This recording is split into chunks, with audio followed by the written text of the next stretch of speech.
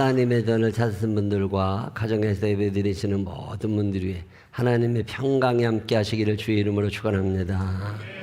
예수님의 별명, 하나님의 별명이 하나 있습니다. 그 별명이 뭐냐면 사랑이라는 거예요. God is love. 하나님은 사랑이시다. 요한일서 4장의 아주 유명한 성경 구절이죠.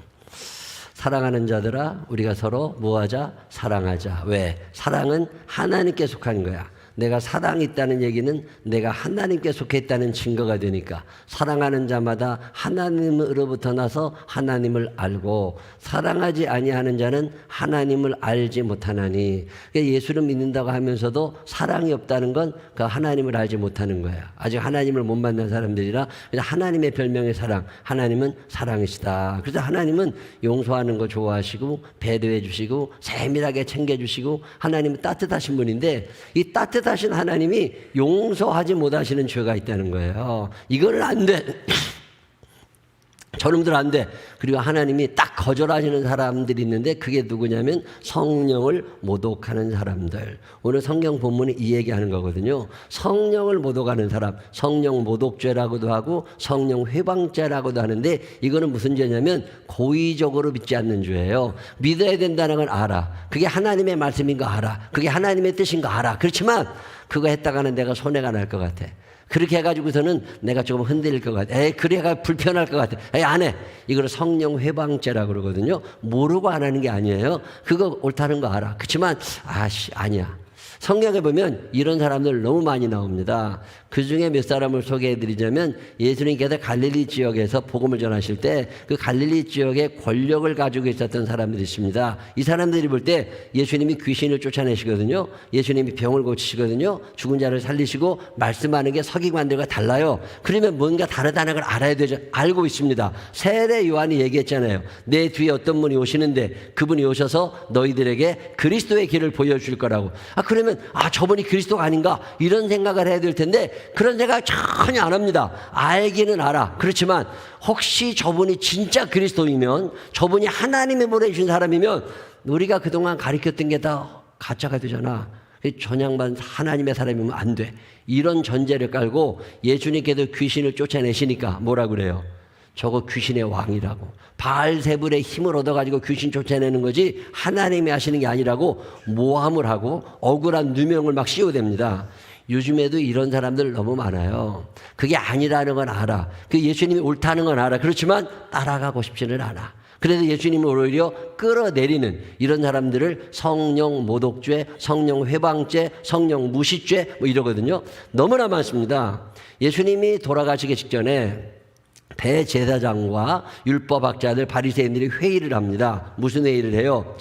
이에 대제사장들과 바리새인들이 공회를 모으고 갑자기 회의를 소집했지요. 이르시되 이 사람이 누구예요? 예수님이 많은 표적을 행하니 우리가 어떻게 하겠냐. 이분이 너무 표적을 많이 행해가지고 인기가 너무 좋아. 우리 인기가 점점 줄어들어가. 이거 투표하면 우리가 떨어지게 생겼어. 그리고 어떻게 해야 돼? 저 사람 끌어내리고 저거 제거해야 되는 거 아니야?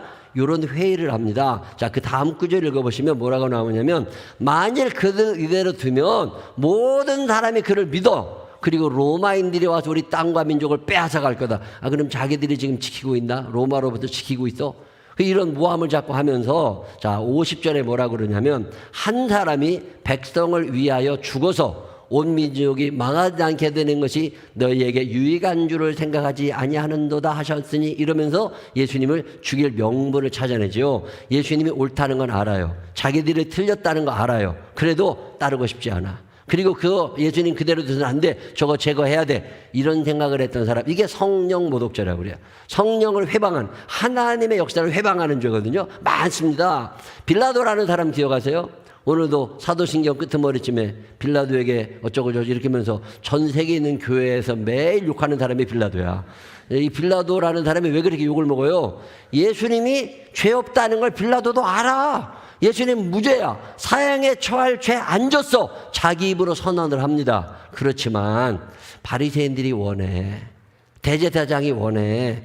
자기가 정치를 잘하고 집권 이렇게 하려면 저 사람들하고 얘기가 잘 돼야 되는데 저 사람들이 요구하니까 잘못된 줄 알면서도 그냥 죽여 이러고 사형 선고를 하죠. 이게 성령 모독죄예요. 아니라는 건 나도 알아. 그렇지만 내가 손해가 나지 않을까? 내가 불편하지 않을까? 그래가지고 그냥 따라가 버리는 거. 요거 굉장히 많습니다. 예수님이 십자가에 달려 돌아가셨잖아요. 그리고 3일 만에 살아나셨어요. 자, 살아나셨으면 이게 믿어져야 되는데 믿고 싶지를 않아. 그리고 남들도 믿으면 안 돼. 왜? 내가 죽였으니까. 그리고 대제사장하고 장로들이 무슨 회의를 해요? 자, 모여보십니다. 12절. 그들이 장로들과 함께 모여 의논하고 군인들에게 돈을 많이 주며 이르되 너희는 말하기를 그의 제자들이 밤에 와서 우리가 잘 때 그를 도둑질하여 갔다 하라. 만일 이 말이 총독에게 들리면 우리가 권하여 너희로 근심하지 않게 하리라 하니 군인들이 돈을 받고 가르친 대로 하였으니 이 말이 오늘날까지 유대인 가운데 두루 퍼지니라. 이게 무슨 얘기예요?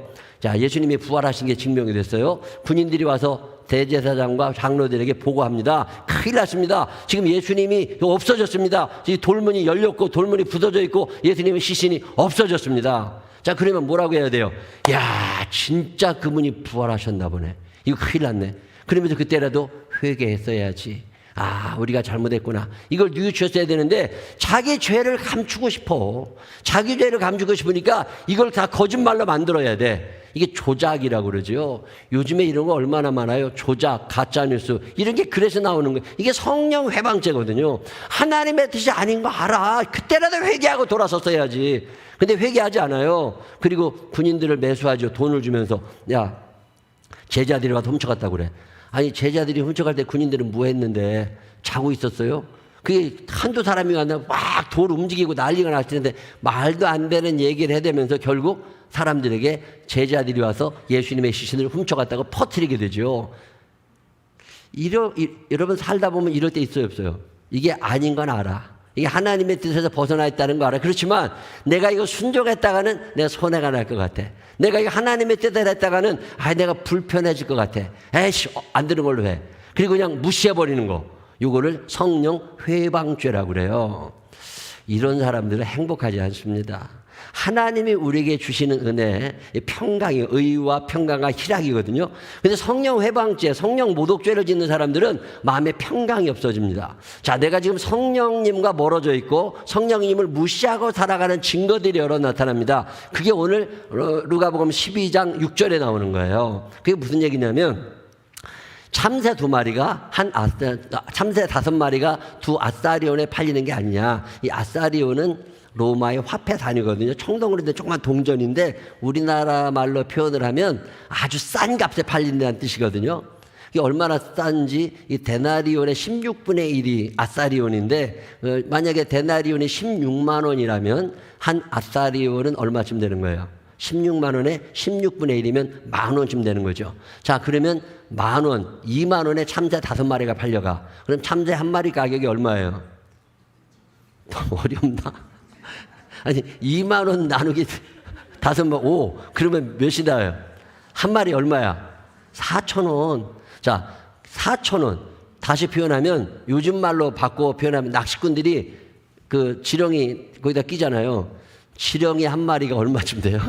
아주 싼 가격. 자, 그 얘기 하시면서 그 보잘것없는 참새도 그 보잘것없는 지렁이도 하나님이 먹이시는데 너네들 안 먹이시겠냐? 너네들이 하나님의 자녀들. 그러니 뭐 하지 말아라? 걱정하지 말고 염려하지 말고 두려워하지 말어. 근데 왜 그렇게 두려워하고 살아? 자, 여러분 살다 보면 두려운 날이 있어요, 없어요? 두려운 날이 많아. 왜 두려워요? 내가 감당할 수 없는 일이잖아. 그게 안 될 것 같잖아. 자, 그럴 때 내가 두렵고 안 될 것 같으면 거기서 포기하거나 두려워하지 말라는 거예요. 그러면 뭐 하라는 거예요? 기도하라는 거잖아요. 하나님이 해주실 것이라는 믿음을 가지고 하나님 앞에 기도하면 되는데 너 기도를 멈추지 마라.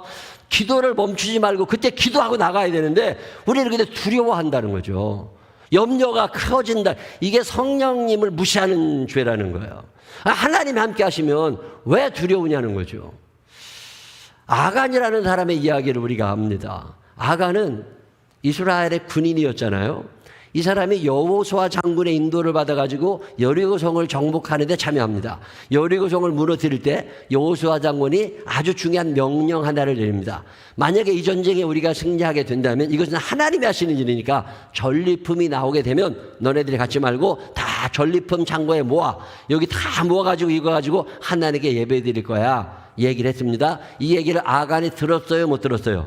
분명히 들었다고. 근데 전쟁을 하러 들어가서 여리고 성을 막 정복해 들어가고 집들을 때려 부시러 가다 보니까 어떤 집에 혼자 들어갔는데 거기에 금덩어리, 은덩어리, 좋은 옷들이 있는 거야. 자, 그때 갑자기 무슨 생각이 났어요? 이거 내가 가져. 이런 생각이 난 거야. 아무도 안 보니까. 그래도 그거를 싹 숨기죠. 자, 이거 왜 숨겼을까요? 욕심. 가지고 싶어서 숨겼어. 근데 자, 생각해 보세요.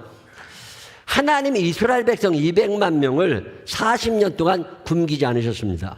자, 그러면 아간 한 사람 굶기시겠어요? 하나님이 200만 명을 먹이신 하나님이신데 아간 한 사람을 굶기시겠냐고. 근데 그 순간 무슨 생각이 드는 거예요? 불안해. 야, 나중에 굶게 되면 어떻게 되지? 나중에 하나님의 만나가 끊어지고 하나님이 도와주지 않으시면 어떻게 돼? 이런 쓸데없는 생각이 드는 거야. 이게 불신앙이거든요. 근데 자꾸 두려움이 생기고 미래에 대한 걱정이 생겨. 그러다 보면 죄를 짓게 되는 거예요. 성령 모독죄, 성령 회방자가 왜 무서우냐면 반드시 죄의 열매를 맺게 되어 있습니다. 욕심이 점점 자라게 되어 있어요. 하나님의 말씀입니까? 아멘. 그리고 딱 순종하면 되는데 이래서 안 된다는 거 알아. 내가 이래서 안 된다는 건 안다니까. 근데 그냥 가보고 싶어. 그냥 그렇게 하고 싶어. 자, 이런 적이 있다 없다? 많지. 이게 성령 회방죄라고 그래요. 근데 우리는 마치 내가 의인인 것처럼 살아가는 거잖아요. 저도 살아가다 보면 안 된다는 거 알아. 이거 하나님의 뜻이 아닌 거 알아. 그럴 때마다 안 되는 줄 알면서 왜 그랬을까? 이 노래가 생각이 나. 안 되는 줄 알면서 왜 그랬을까? 아니, 뻔히 안 된다는 거 알지. 근데도 꼭 그 짓을 해. 그러지 말아야지 결심을 하지만 또 똑같이 그러지도 하고 살아. 그럴 때마다 혼자 속상하지만 어쩔 수 없습니다. 이 염려라고 하는 게 왜 생기는 줄 아세요? 염려라고 하는 말의 원어의 뜻은 분열한다, 나눈다는 뜻이에요. 하나님 앞에 내 마음이 다 모아져 있어야 되는데 이게 분열이 된 거야. 이게 나누어진 거야. 그러면 염려가 찾아와요. 다시 표현하면 하나님께로 내 마음이 다 모여져 있으면 평강이 찾아와요. 왜? 그분이 내 미래를 책임져 줄 것이라고 믿어져. 이게 안 믿어지고 의심이 생기면 기도가 저절로 나와. 너 기도를 멈추지 마라. 내가 너의 그 모든 상황을. 하나님이 아실 거라는 믿음을 가지고 기도가 나오는 사람은 성령 회방죄를 짓는 거 아니에요. 염려는 되지. 염려도 안 되면 인간이 아니죠. 염려도 되고 두려움도 있지만 그때 기도하게 되고 예배드리게 되고 하나님께 그 염려 때문에 더 가까이 나온다면 그런 믿음의 사람 맞아요. 근데 그때 절망하게 되면서 두려움이 임합니다. 이 두려움이 점점 커지기 시작해. 이게 성령 회방죄거든요.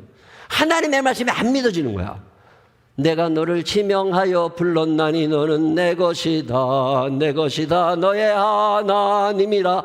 내가 너를 보배롭고 존귀하게 여길 거니까 걱정하지 마.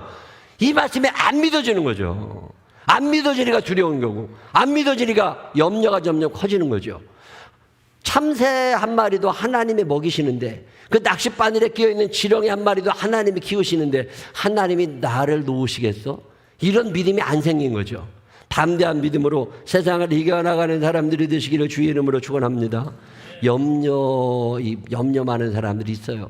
그래서 옛날 말에 걱정도 뭐라 그래요? 팔자라 그래요. 다 걱정이야. 그리고 기우라는 말이 그래서 나오는 거잖아요. 기라고 하는 나라, 중국에 기라고 하는 나라에 어떤 사람 하나가 있었는데 그 사람은 근심만 하고 살아. 태양이 떨어지지 않을까, 하늘이 없어지지 않을까, 땅이 꺼지지 않을까, 내가 오늘 밖에 나갔다가 나무가 갑자기 쓰러져서 나를 맞추지 않을까, 별 생각, 이런 생각만 자꾸 사는 사람, 이게 기우거든요. 기나라에서 걱정 많이 하던 사람 얘기가 기우거든. 근데 요즘에도 이런 사람이 너무나 많은 거야. 하나님이 여러분을 지키신다는 믿음으로 살게 되시기를 바랍니다. 하나님이 나를 안전하게 지키시고 책임지실 것이라는 믿음이 있으신 분들만 아멘 한번 해봐요.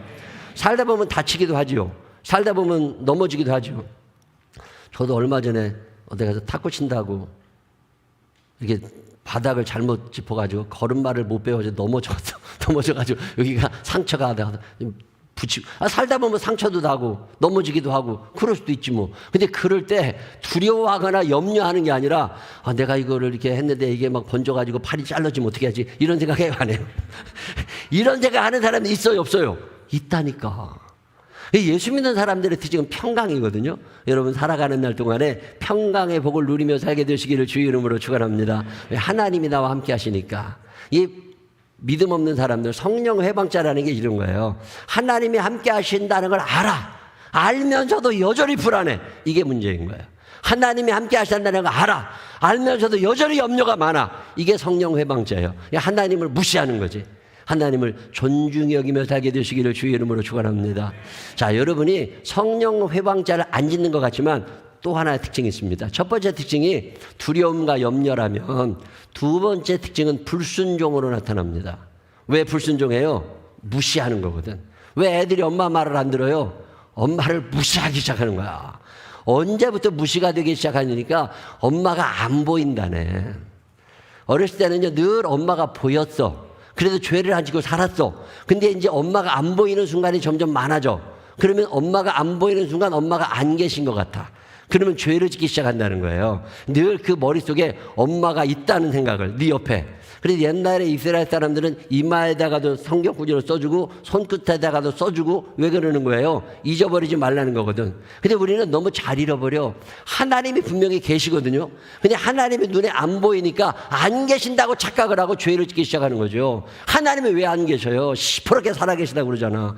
근데 안 보이니까, 태양이 안 보이니까 없는 것처럼, 공기가 안 보이니까 없는 것처럼. 근데 태양이 없는 적이 없었고 공기가 없는 적이 없었잖아요. 그런 것처럼 하나님도 24시간 나하고 밀착 동행하고 계시는데 내가 안 보인다 하나님을 무시하고 자기 마음대로 사는 거죠. 이게 성령 모독죄라는 거예요. 왜 너 함께 하는데 너희가 사람들 앞에서 나를 시인하면 나도 하나님의 사람들 앞에서 너를 시인하게 될 거다. 인정하라는 거잖아요. 그게 누가복음 12장 8절로 9절에 나오는 얘기가 그 말씀입니다. 자, 또한 너희에게 말하노니 누구든지 사람 앞에서 나를 시인하면 인자도 하나님의 사자들 앞에서 그를 시인할 것이요. 너 사람들 앞에서 너 혼자 있을 때 하나님을 인정하고 살아가라는 거예요. 근데 하나님을 너무 무시하고 산다는 거죠. 무시하니까 말을 안 듣는 거지. 행복한 가정은 무시하는 사람이 없습니다. 요즘에 여자 세상에 되면서 무시당하는 남자들 얘기가 너무 많아. 이게 무시당하는 남자들 너무 많고 불쌍해. 남편분들 존중히 여기며 살게 되시기를 바랍니다. 한번 따라해봐요. 아멘. 남자들만 아멘 해지 여자들은 아멘을 안 해. 남자들 좀 존중히 여기고 무시하지 말라니까. 남편이 무시당하니까요, 뭔 말을 해도 말이 안 들어지는 거야. 그게 좀 존중히 여기고 살아야지. 내가 얼마 전에 어떤 책을 알아봤는데 거기에 평생 남편을 무시하고 산 여자 얘기 나왔더라고. 그 여자가요, 평생 남편을 무시하고 살았대. 아주 나쁜 아줌마지.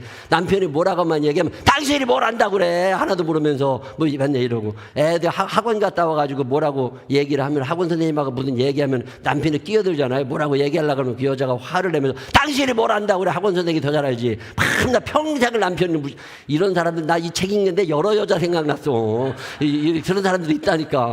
근데 이 어느 날 남편 전화로 모르는 남자한테 전화가 왔더래요. 그래도 남편이 얘 남자가 웬일이냐고 전화를 받았더니 그 남자가 어떤 종합병원의 응급실에서 전화가 온 거야. 남편 전화로. 그러면서 이 전화 임자 되신 분이 돌아가셨는데 오시라고. 그래 어느 병원 응급실이라고. 그래가지고 그때부터 별 생각이 다 안 난다네.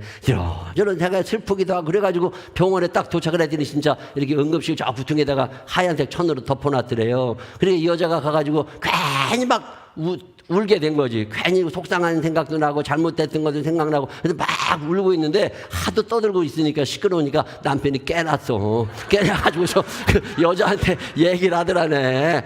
나 안 죽었다고. 다 죽어가는 목소리로 나 안 죽었다고 그랬더니 그 여자가 뭐라 그래. 당신이 뭘 안다고 그래. 의사가 죽었다면 죽은 거지. 그러고서 막 뭐라 그러더래. 나 그 얘기를 읽는데 여러 여자 생각났어. 아니 평생을 무시하고 산다니까. 평생을 무시하고 사니까 이게 남편도 무시하고 다 무시하고 살다 보니까 하나님도 우스워진 거예요. 그래 하나님이 뭔 말씀하셔도 하나님이 뭘 하신다고 그래 내가 다 아는 거지. 이게 불순종의 시작이라는 거예요. 이게 불순종의 시작이야. 존중히 여기며 살게 되시기를 바랍니다. 옆 사람 손을 꼭 붙잡고 눈을 쳐다보면서 더 이상 나를 무시하지 마라. 시작. 더 이상 나를 무시하지 마라. 이게 성령 회방죄라고 하는 게 이런 거예요. 무시하는 거야. 하나님 말씀하셨습니까? 아멘. 이게 아니라 하나님이 뭘 한다고 옛날에 이런 생각하는 거죠. 이게 안 됩니다. 저는 요즘에 동성연애자들 문제에 대해서 조금 심각하게 생각을 해요. 이게 성경에 보면 동성연애자들을 죽이라고 그랬거든요. 이게 왜 그런 줄 아세요? 죽이라고 하는 병의 특징이 있습니다. 죽이라고 하는 병의 특징은요, 전염성이 엄청 빠른 죄들이에요. 동성연애자들의 증가 속도가 어마어마하게 빠릅니다. 이거 굉장히 심각하게 받아들여야 되거든요. 오늘 오후 3시인가 4시인가 광화문에서 기독교인들 연합 집회가 있어요. 연합 예배가 있는데 그게 전광헌 목사님이 밤낮 데모하는 그런 게 아니라 이번에 모이는 거는 정광훈 목사님 쪽에서 오는 게 아니라 저희 장로교단 중심으로 해가지고서 지금 우리나라에 동성연애자들이 점점 많이 늘어나니 그런 걸 좀 막아주십시오라고 하는 기도회를 하겠다는 거예요. 그리고 하나님께 우리가 예배를 드리자, 정신 좀 차리자, 좀 우리가 좀 회개하자 이런 마음을 가지고 저 부산에 계신 어떤 목사님이 제안을 해가지고서 이게 전국적으로 확산이 돼서 한 100만 명 이상 모이겠다고 지금 얘기들은 하는데 모이게 되는 이유 중에 하나가 동성연애자들 문제거든요. 이걸 너무 합법화하고 있으니까. 근데 여러분 아세요? 이 동성연애를 동의하고 있는 나라들이 기독교 국가들입니다. 하나님의 말씀에서 너무 멀어져 있는 거예요. 아니라는 걸 알아, 기독교 국가들도. 하나님 말씀이니까. 근데 세상에 그렇게 돌아가는데 우리도 이런 쓸데없는 생각을 하게 된 거죠. 여러분, 동성연애를 합법화한 처음 나라는 아일랜드입니다. 이 아일랜드라고 하는 나라들이 이걸 합법화하기 시작하면서 북유럽을 중심으로, 유럽을 중심으로 해가지고 한 30개 나라 정도가 이것을 동의를 하면서 부부 같이 인정을 하게 되거든요. 이거 굉장히 위험합니다. 근데 동성연애를 절대 반대하는 나라들이 어딘 줄 아세요? 이슬람권입니다. 이 사람들이 있는 데가 아프리카, 남미, 중동이거든요. 이 아프리카나 남미나 중동은 동성연애에 대해서 굉장히 거부감이 강합니다. 예를 들어가지고 수단이라는 나라 있습니다. 이런 나라들이요, 동성연애 3번 그냥 사형입니다. 자, 소말리아, 나이지리아 3번 안 기다려. 걸렸다, 무기징역입니다. 동성연애, 이슬람권이거든요. 알샤바브, 보코하람, 이건 이슬람 폭력단체들이거든요. 이 단원들끼리 동성연애가 발견되잖아요. 그럼 그 즉시 사형시킵니다. 지금 이슬람권은요, 이거 굉장히 민감하게 반응해요. 사우디아라비아나 이란 같은 나라는요, 동성연애자들 세워놓고 돌 던져 죽입니다. 지금 중동이나 아프리카 이슬람권은 지금 이러고 있거든요. 근데 기독교 국가들이 이걸 자꾸 찬성을 하는 거예요. 그런데 이슬람권에 있는 그 나라들이 기독교인들을 욕하기 시작하는 거예요. 너네들 믿으려면 똑바로 믿어. 성경대로 믿어야지. 너네들 왜 그러고 있어? 그러면서 요즘에 이슬람 사람들한테 기독교가 욕을 먹고 있어. 동성연애 문제 때문에. 이게 얼마나 창피한 일인지 몰라요. 우리나라에서도 제가 얼마 전에도 말씀드렸지만 감리교 목사님 한 분이 동성연애자들의 축제에 가서 축복 기도를 한 것 때문에 문제가 됐어요. 그 사람은 예수님이 다 용서하시는 거지, 그러면서 자신 있게 축복 기도를 했을지 모르지만 이게 교단적으로는 문제가 될 만한 일이거든요. 제가 잘 아시는 형님이 재판위원장이었어요. 면직, 너 목사 이제 하지 마. 출교, 넌 감리교 목사 아니야. 출교를 시켰어요. 그랬더니 지방법원에, 일반 법원에 고소를 했어. 교회에서는 나를 출교했지만 대한민국 헌법상 나는 올바른 일을 한 거니까 나를 지원해 주세요. 그리고 법원에 고발을 했는데 그게 지방법원, 고등법원 거쳐서 대법원에도 얼마 전에 판결이 났습니다. 판결이 어떻게 났는 줄 아세요? 당신은 감리교 목사니까 감리교 교단의 교리와 장정을 따라야지. 너 사회법을 왜 따라? 사회법을 따를 것 같으면 목사를 그만둬야지. 그러면서 교단법 손들어줬어 이번에. 야, 좋은 판결이 났거든요. 그랬더니 여기까지가 딱 끝났으면 끝나면 되는데 동성연애를 지지하는 목사님들도 그렇게 많아. 그냥 마들이 떼거리로 몰려와가지고도 데모를 해대고 있는 거야. 이분들이 얘기하는 게 뭐냐면 예수님께서 현장에서 가늠하다가 붙잡힌 여인을 향하여, 그 많은 사람을 돌 던지는 이들을 향하여 뭐라고 말씀하세요? 너희 중에 죄 없는 자는 돌로 쳐라. 그러니까 너네들 중에 죄 없는 자는 동성연애자를 욕하라는 거예요. 그러면 할 말이 없지. 근데 성경을 끝까지 안 읽어서 그래. 성경을 끝까지 읽으면 어떻게 나와요? 다 떠난 다음에 예수님께서 여자와 둘이 남습니다. 그 여자를 향하여 예수님이 뭐라고 그러세요? 가서 다시는 죄를 범하지 마라. 자, 동성연애자인 게 밝혀졌어요. 다른 사람들이 다 죽이려고 그럴 때 우리가 뭐라고 얘기할 수 있습니까? 너희 중에 죄 없는 자가 돌로 쳐. 그리고 이 사람 일단 살려는 줘야 돼. 그렇지만 뭐라고 얘기해야 돼요? 가서 다시는 죄를 범하지 말아라. 그리고 안 된다고 얘기를 해야 되잖아요. 이거를 인정하려고 그러는 건 성경에서 벗어나 있는 거예요. 아무리 똑똑한 것 같아도 성경을 종합적으로 읽지 않고 자기가 원하는 단어 하나만 가지고, 아니요, 말씀을 끝까지 읽어보면 전혀 다른 얘기라고. 근데 우리는 끝까지 성경을 읽지 않아. 그리고 나서 내 뜻대로 하고 싶은 거죠. 이게 성령 모독죄라는 거예요. 성령님이 말씀하시는 걸 본인들도 알아. 제가 잘 아는 목사님 중에 한 분이 평생을 사회운동 하신 분입니다. 데모하고 뭐 사회운동 열심히 하셨던 분이지, 가난한 자의 편에 서 가지고 열심히 운동하셨던 분인데, 이분이 동성연애 절대 반대자야. 내가 얼마 전에 그분을 한번 만났거든요. 그래서 그랬더니 다 놀랜대. 자기가 동성연애 반대자가 될 거라고는 생각을 못 했을까. 자기 운동 같이 했던 사람들이, 그 사람들은 여전히 지금도 동성연애 지지하고 사회운동한대. 근데 자기는 절대 반대한대. 그래서 왜 그러냐니까 그 성경에서 벗어난 거래. 자기가 사회운동을 했던 이유도 성경에서 허락하는 범위 내에서까지인 거지, 성경에서 벗어나면 안 된다는 거야. 맞다. 그래서 목사님이 존경받는지 모르겠, 존경받는 거다. 우리가 살아가는 기준이 있어야 되잖아요. 우리는 하나님의 말씀을 기준으로 하고 살아가야 되는데 자꾸만 세상의 이야기를 가지고 하나님의 말씀을 무시해버리는 거야. 이 무시당하시는 예수님, 무시당하시는 성령님, 이게 성령 회방자인 거예요.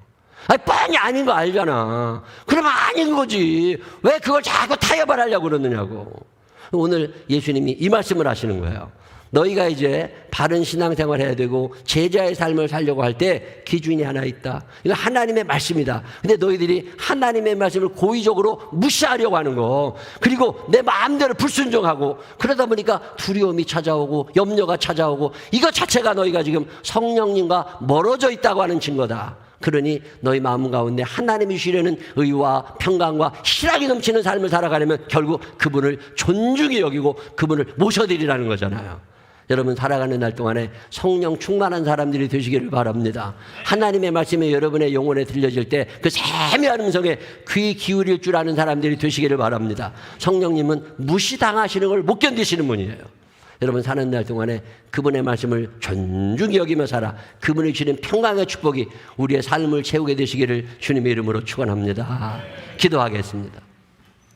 하나님 아버지, 하나님의 말씀인 줄 알면서도 무시하고 살 때가 많이 있습니다. 평생을 무시하며 산 사람도 있습니다.